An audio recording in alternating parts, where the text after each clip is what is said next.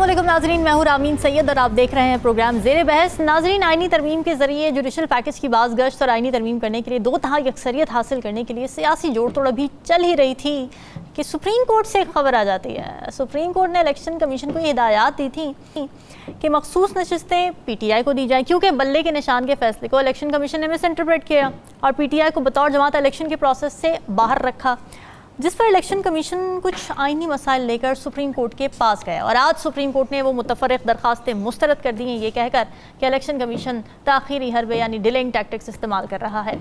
अब इसके बाद होगा क्या? इसके बाद होगा ये कि PTI को मखसूस नशिस्तें अलॉट करने का नोटिफिकेशन जारी करना पड़ेगा ECP को, और फिर पार्लियामेंट में नंबर गेम यकसर बदल जाएगी क्योंकि PTI को मेजॉरिटी मिल जाएगी।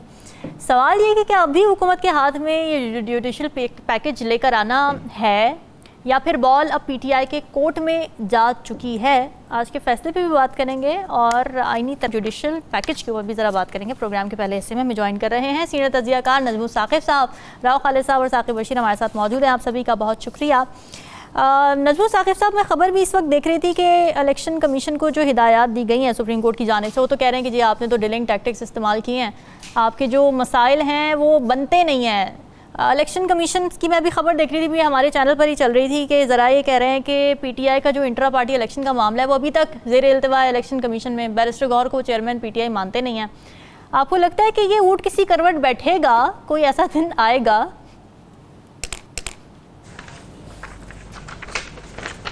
सबसे पहले तो आपको और अपने इस पैनल को और जो आपको देख रहे हैं इस वक्त, उनको एक तसल्ली देनी है। अच्छा जी, बताइए।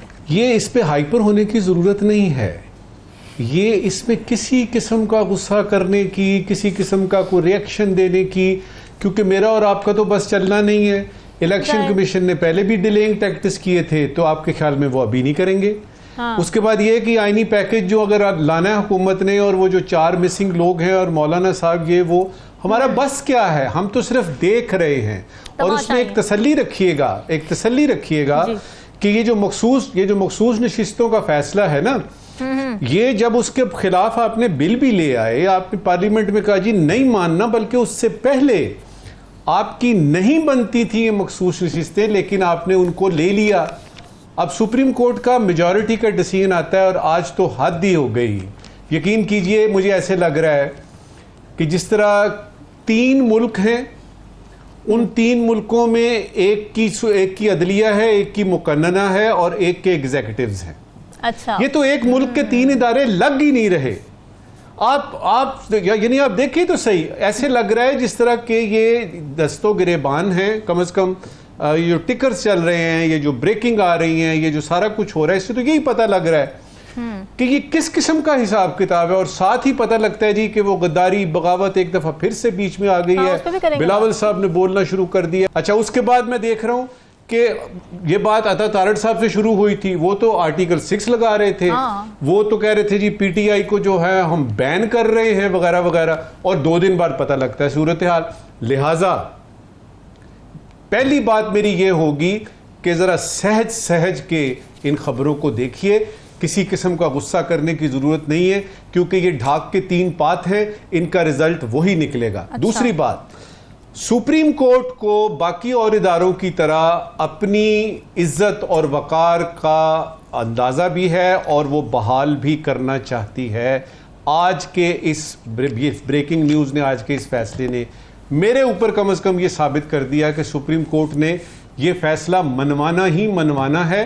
और जिस वजाहत के साथ आज का ये फैसला आया है, मेरा नहीं ख्याल कि कोई चीज़ बचती है इलेक्शन कमीशन के लिए या हुकूमत वक्त के लिए कि वो अब इसमें को लैतो लाल करे। दूसरी बात यह है कि काजी फायद ईसा साहब जो हमारे मोहतरम चीफ जस्टिस साहब हैं, ये उनके लिए बड़ा कड़ा इम्तिहान है। जितना उनका अरसा गुजर गया, अब जबकि उनके जो आने वाले जो उनकी सीट पे आने वाले जस्टिस मंसूर अली शाह साहब जो हैं, मेरी इत्तला के मुताबिक तो वही बन रहे हैं और कोई तोसी नहीं हो रही। वो ऑन रिकॉर्ड ये कह चुके हैं कि अगर मैं चीफ जस्टिस होऊंगा या मैं हुआ तो फिर सुप्रीम कोर्ट के हर फैसले पे अमल दरामद होगा। कैसे होगा, कैसे करेंगे? क्योंकि अदालत के पास तो एग्जीक्यूटिव इख्तियारात नहीं हैं। वो तो हुकूमत वक्त से ही कह सकती है जी ये हमने ऑर्डर किया है, इसको पूरा कीजिए। तो एक तरफ हम इंतज़ार कर रहे हैं कि जस्टिस मंसूर अली शाह साहब आएंगे और वो इस किस्म के जो मेजॉरिटी फैसले कम से कम उनको पे तो यानी अमल दरामद करा सके। दूसरी तरफ अवाम मेरा ख्याल है तवक्को ये रखती है जस्टिस काजी फायज ईसा साहब से कि अब जब आपके ये मेजॉरिटी जजेस ने फिर से कह दिया है कि ये हमारा जो था इसमें कोई अब हार्म नहीं है और इलेक्शन कमीशन को कह दिया कि आप डिलेइंग टैक्टिस कर रहे हैं और आपको इस पे अमल करना पड़ेगा, जबकि वो ये भी उन्होंने कहा है कि खुद ईसीपी मान चुका है कि पीटीआई एक पार्टी है। अब देखना यह है कि हुकूमत वक्त जो है वो मैं ना मानू की रट लगाए रखती है या सुप्रीम कोर्ट जो है वो अपना वकार अपनी इज्जत बहाल करता है, या फिर ये है कि ये जो सारा हिसाब किताब जो मैंने और आपने मिलके बताया है ना कि एक तरफ वो 2/3 अक्सरियत का यानी चल रहा है, दूसरी तरफ बिलावल साहब बोल रहे हैं, तीसरी तरफ जो है वो बगावत का कुछ हो रहा है। और वो ट्वीट मैंने देखी है, यकीन कीजिए वो ट्वीट उस वक्त भी देखी थी, अभी भी देखी है, उसमें क्या चीज़ है ऐसी। और अगर आपने किसी को करना है, मिसाल के तौर पे आप कहते हैं जी कि ठीक है, मुझे आपकी बात की समझ नहीं आई रामीन, आप दोबारा से बोलिए। जी नजमुल साकिब से भी जो आप बात करें ना खान की ट्वीट की, इस पे जरा तफसील से बात करेंगे, नेक्स्ट टॉपिक है, तफसील से बात करेंगे अगले सेगमेंट में। ठीक है, राव खालिद साहब की तरफ मैं जरा जाती हूँ। इस वक्त की आखिरी बात इस सिलसिले में। जी आप फरमाइए कंप्लीट कीजिए। आखिरी बात जी, जस्टिस काजी फायज ईसा साहब से दरखास्त है कि वो इस मामले को कम से कम जाने से पहले ये जो फैसला जो दोबारा वजाहत आई है इस पे अमल दरामद करा के हमें दिखाएं। ये बड़ा चैलेंज है आजकल सुप्रीम कोर्ट के लिए अपने फैसलों पर अमल दरामद कराना, अनफॉर्चुनेट है बहुत ज़्यादा। राव खालिद साहब, क्या इस फैसले के बाद जो आज आया सुप्रीम कोर्ट से, इसके बाद पार्लियामेंट की नंबर गेम बदलने वाली, या फिर नंबर गेम तो तब बदलेगी जब नोटिफाई होंगे अरकान? नोटिफाई किसने करना है? ईसीपी ने करना है। ईसीपी के हाथ बंधे हुए हैं, ये भी हमें पता है, तो क्या होगा फिर, क्या देख रहे हैं? देखिए, एक तो इस फैसले पे जो मेरा इम्प्रेशन है, मैंने पढ़ा पूरा 4 पेज का वजाहत, वो जो इन्होंने दरख्वास्त दी थी वजाहत के लिए इलेक्शन कमीशन ने, उस पर उन्होंने, मैं वन लाइनर कह देता हूँ, सुप्रीम कोर्ट ने ये कहा है कि भाई किसको बेवकूफ़ बना रहे हो आप। ये सिंपल सी बात उसमें जो पूरा सारा फैसला पढ़ के आपको समझ आती है।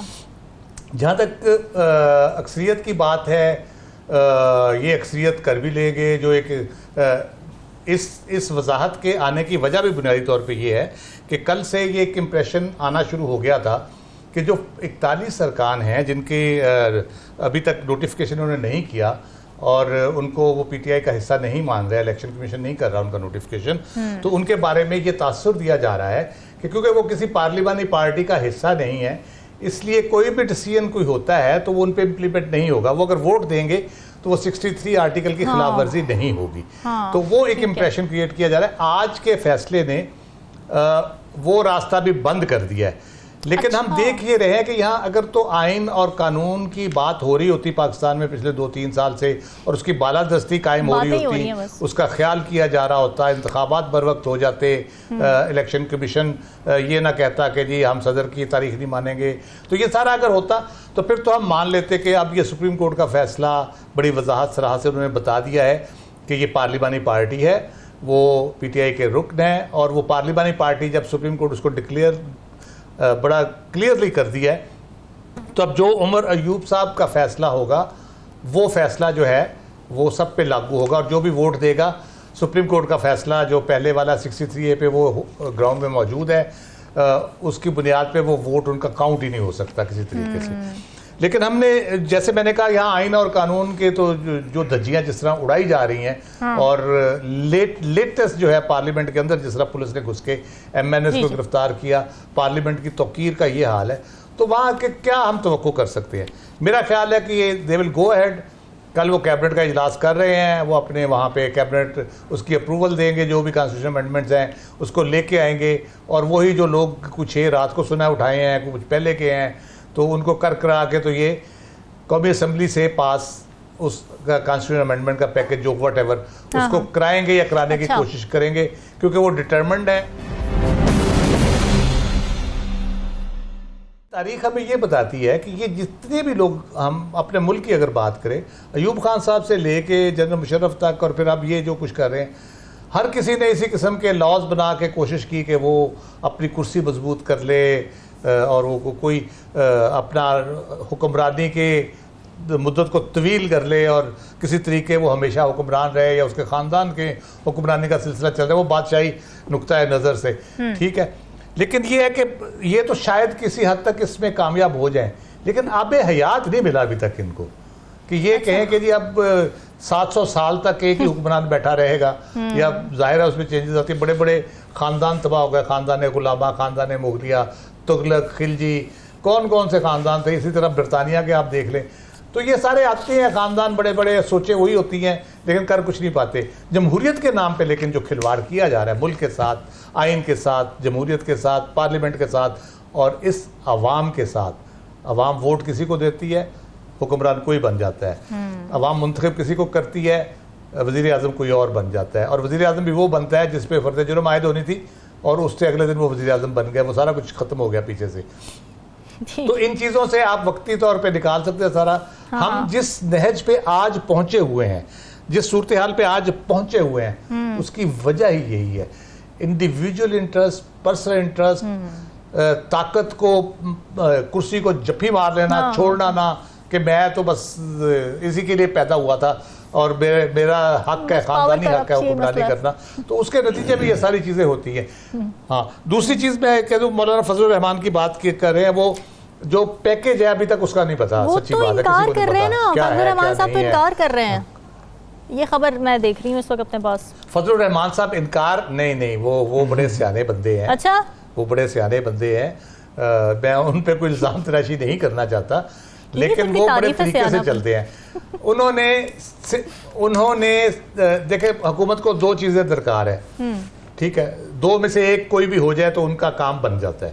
एक ये है कि एक्सटेंशन हो जाए, काजी साहब कंटिन्यू करें as chief justice of Pakistan, तो उन 3 साल उनके हुकूमत के और बाकी लोगों के ओहदे के वो पूरे उसमें हो जाएंगे, टेन्योर शन्योर गुजर जाएगा, और शायद उस वक्त तक वो समझते हैं कि बानी पीटीआई भी शायद हमारे रास्ते से हट जाएं और पीटीआई शायद हवा में कहीं गायब हो जाएगी, बादल बन के उड़ जाएगी। तो वो एक ये। दूसरी ये है कि सीनियरिटी प्रिंसिपल का जो है आइन में अमेंडमेंट करके उसको चेंज कर दिया जाए। वो जब चेंज करते हैं तो काजी साहब रहे ना रहे, अगले चीफ जस्टिस की अपॉइंटमेंट फिर गवर्नमेंट की डिस्क्रिप्शन पे आ जाएगी। 3 का पैनल या 5 का पैनल, वॉटेवर, जो उन्होंने टारगेट किया हुआ कि इस साहब ये जज साहब बहुत अच्छे हैं और माशाल्लाह से आइन और कानून की समझ बूझ ठीक रखते हैं, तो इनको हम बना लेंगे और उसके बाद तवक्को करेंगे कि वो जो आइन की सूझबूझ और सारा ठीक रखते हैं, वो हमारी ख्वाहिशात का भी एहतराम करेंगे। तो वो ये 2 चीज़ें। अब ये दूसरी जो चीज़ है सीनियरिटी प्रिंसिपल, उसके ऊपर मौलाना फजलुर रहमान साहब एग्री हैं। वो कहते हैं ठीक है, सीनियरिटी प्रिंसिपल ख़त्म कर दें, हम आपके साथ हैं। इस हद तक वो मुत्तफिक हैं उनसे।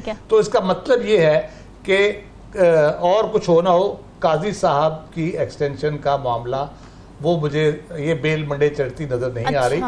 बाकी शायद चीज़ें हो जाए, उसमें भी गवर्नमेंट का पर्पस सर्व हो जाता है। गवर्नमेंट को तो अपना पर्पस चाहिए ना। उन्होंने काजी साहब से तो जो उनको तवक्कुआत थी वो पूरी उनकी हो गई, अब उनसे मज़ीद तवक्कुआत उनको लगानी भी नहीं चाहिए मेरा ख्याल है। और इसलिए वो अब कोई नई शख्सियत ढूंढेंगे, नए साहब ढूंढेंगे जो उनसे वो तवक्कुआत रखें और वो पूरी भी हों उनकी।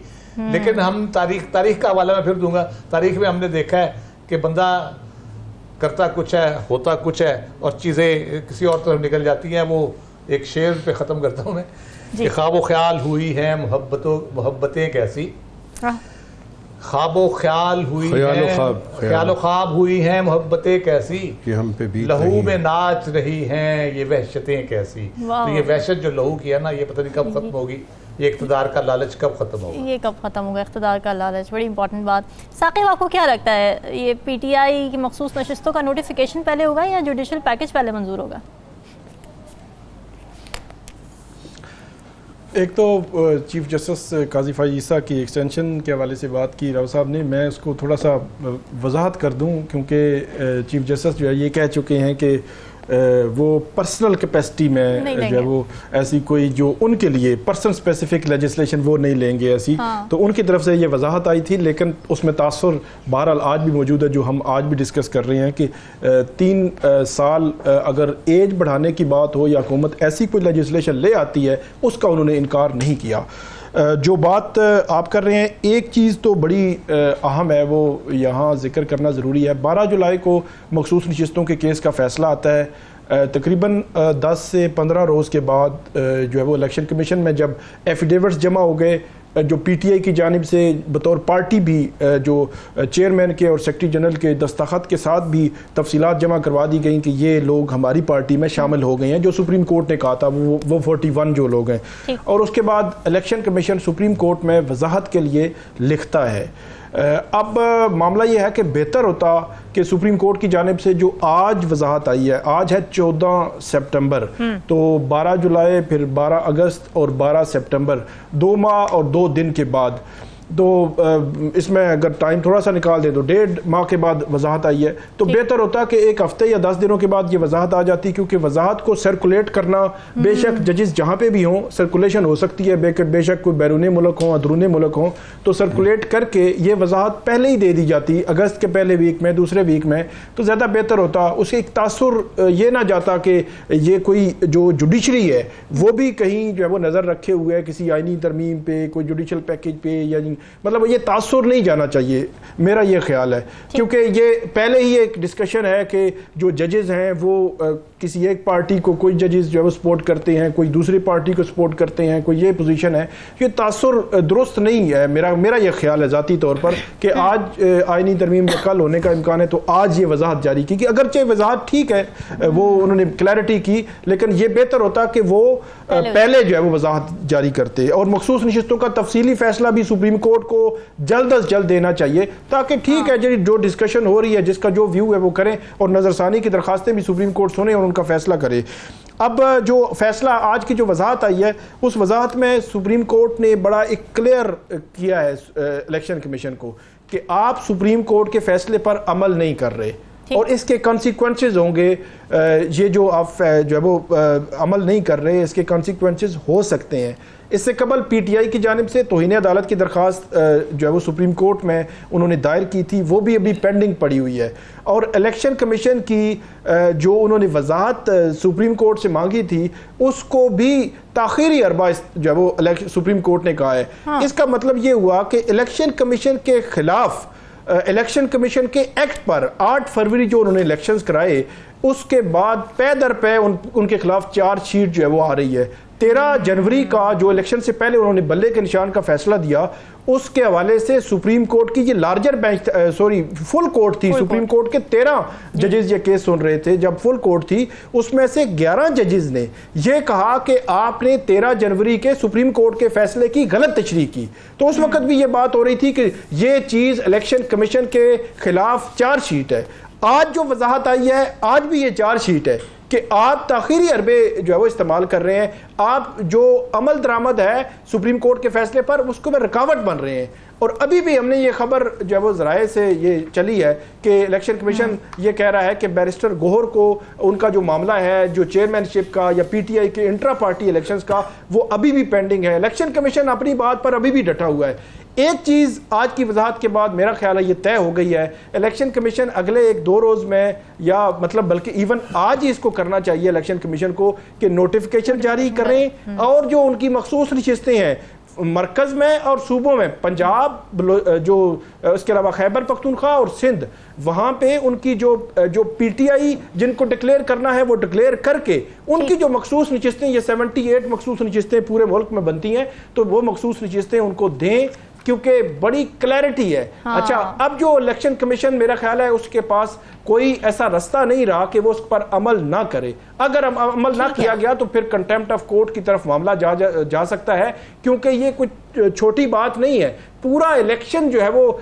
उस पर सवाल जो है वो उठा कि आपने एक पॉलिटिकल पार्टी के हवाले से ऐसा फैसला किया, और वो भी आप बहुत पीछे जाएं तो 22-23 दिसंबर से ये मामला शुरू हुआ था, जब इलेक्शन कमीशन ने इनिशियली फैसला दिया कि आपका जो बल्ले का निशान है वो आपको नहीं मिलेगा, और उन्होंने कहना शुरू कर दिया कि पीटीआई बतौर जमात एग्जिस्ट नहीं करती। तो ये जो कन्फ्यूजन थी, इस कन्फ्यूजन से एक तो हिजान ये बना, जो इलेक्शन में भी 8 फरवरी इलेक्शन में भी हमने देखा कि एक पॉलिटिकल पार्टी है उसका निशान जो है वो आपने लिया, लेकिन ठीक है, लेकिन पॉलिटिकल पार्टी एग्जिस्ट करती थी, उसकी कन्फ्यूजन की वजह से सारे मामलात बने। अब सुप्रीम कोर्ट के पहले ये होता था कि 3 जजेस ने फैसला दिया जी आप 90 रोज में इलेक्शन कराएं, अब 8 जजेस का फैसला है, इलेक्शन कमीशन को हर सूरत में इस पर अमल करना पड़ेगा। बिल्कुल ठीक है नाज़रीन, डिस्कशन का सिलसिला ब्रेक का stay with us. Welcome back जी। FIA ने बानी चेयरमैन तहरीक इंसाफ इमरान खान के खिलाफ हुकूमत और रियासी इदारों के खिलाफ बगावत पर उकसाने के इल्ज़ाम में मुकदमा दर्ज कर लिया है। ये कहा जा रहा है कि PTI के जो बानी हैं इमरान खान साहब, उनकी जानिब से एक्स पर एक कंट्रोवर्शियल पोस्ट शेयर की जाती है। इस सिलसिले में साइबर क्राइम की 4 रुकनी टीम आज शाम 7 बजे के करीब अडियाला जेल पहुंची पूछगछ के लिए, और डिप्टी सुपरिटेंडेंट के जरिए बानी PTI को पूछगछ के लिए तलब भी किया गया है। अब ये मामला एक तरफ, इस पर पाकिस्तान पीपल्स पार्टी के चेयरमैन बिलावल भुट्टो जरदारी, उन्होंने इमरान खान पर तनकीद की असेंबली में खड़े होकर। उन्होंने कहा कि गुज़िश्ता रात कैदी नंबर 804 ने अपने मुबैना बयान में आर्मी चीफ के खिलाफ सियासी इल्ज़ाम लगाए, चीफ जस्टिस के खिलाफ भी तौहीन-आमेज़ रवैया इख्तियार किया। तो उन्होंने ये भी कहा कि बानी PTI ने अगर ये बयान दिया है तो उन्हें इसके नताइज को भुगतना होगा। बड़ी एग्रेसिव उनकी तकरीर थी। राव खालिद साहब, चलें, उनकी जो भी ट्वीट थी और FIA को पूरा इख्तियार ज़ाहिर है वो कार्रवाई कर रही है, बिलावल भुट्टो साहब क्यों इतने जज्बाती हो रहे हैं?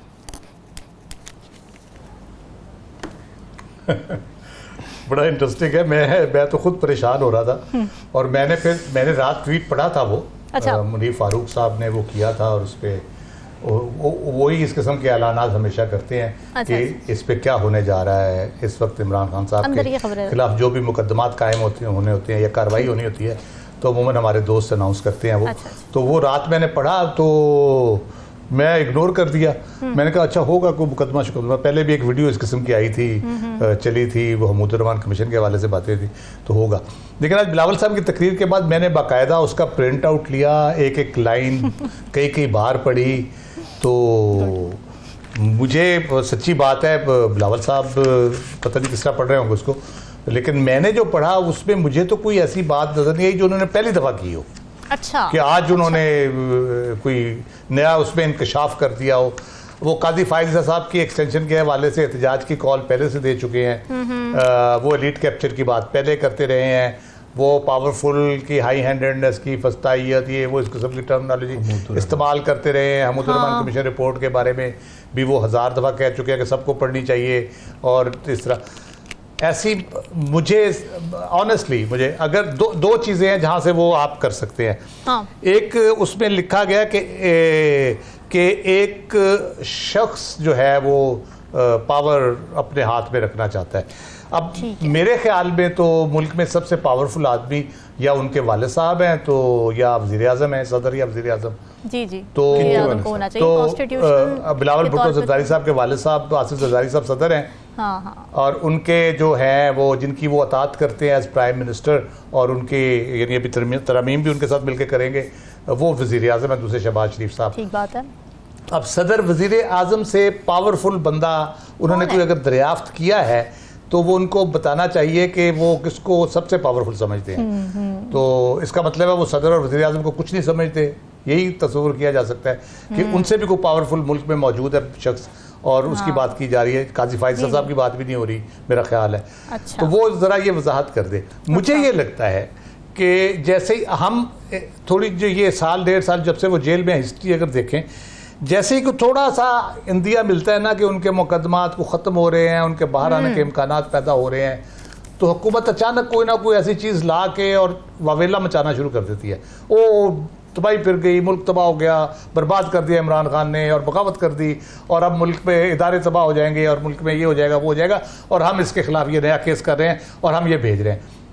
मेरी इतला के मुताबिक साकिब बशीर भी इसको कंफर्म करेंगे, मैंने इनसे डिस्कस भी किया, अभी तक मुकदमा कोई दर्ज नहीं हुआ। अच्छा। अभी तक सिर्फ ये रौला डाला हुआ है, इन्होंने शोर डाला हुआ है, वो मुल्क तबाह बर्बाद हो गया और इदारे तबाह बर्बाद हो गए और पता नहीं क्या क्या कुछ कर रहे हैं वो। ठीक है। बट इन्वेस्टिगेशन ऑब्वियसली उन्होंने की है। पहले वीडियो की भी इन्वेस्टिगेशन हुई थी, अगर आपको याद हो। जी। वो जो वीडियो अपलोड की थी उन्होंने हमूदुर्रहमान कमीशन की रिपोर्ट के हवाले से सारा, तो उसमें हाँ उसमें ये उन्होंने जानबूझ के किया था। आर्मी चीफ के हवाले से बात की गई थी जिसपे उन्होंने फिर वजाहत भी दी थी बाद में, और कहा था जी किसी और ने लोड कर दी, उनका इरादा नहीं था, ये वो सारा ठीक है। तो उस वीडियो पे ये मुकदमा ज़रूर बनता था। अभी जो चीज़ है, जो अभी ट्वीट है, उसमें तो मैं आपको नहीं पढ़ पढ़ के थक गया हूँ। मुझे तो सच्ची बात है अभी तक कोई उसमें नज़र नहीं आया। अब ये है कि इतने मुकदमात हैं उनके ऊपर, बगावत के हैं, करप्शन के हैं, गैर कानूनी निकाह जैसा मुकदमा बना दिया, और 9 मई का केस है।